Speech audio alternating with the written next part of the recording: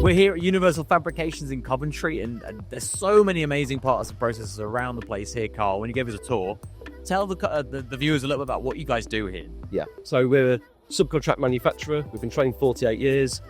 We started in automotive, heavily with the paint slag tooling, jigs and fixtures.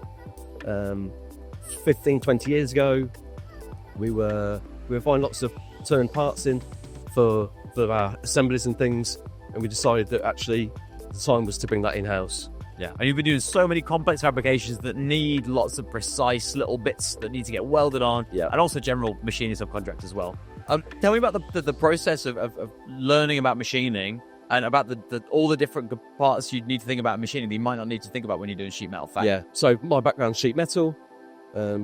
It's much different. You buy a machine tool, and you don't think about tool holders, work holding, cutting fluids, the tools. So it's been a big learning curve. Yeah. But what's become quite apparent is that you need good work holding. And you've been using MicroLoc for a long time, but they've come out with a brand new product and you've actually heavily invested in it. What is it and how does it work? Yeah, so we've been a MicroLoc customer for over 20 years, using their classic style system.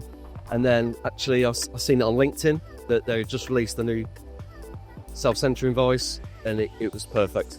Yeah, and now you've got a lot of these self-centering vices. We're going to talk to Kevin a little bit about exactly what they do and how they're helping Universal Fabrications to reduce changeover setup times and also to maximize the flow through to the welding shop. Thanks, Carl.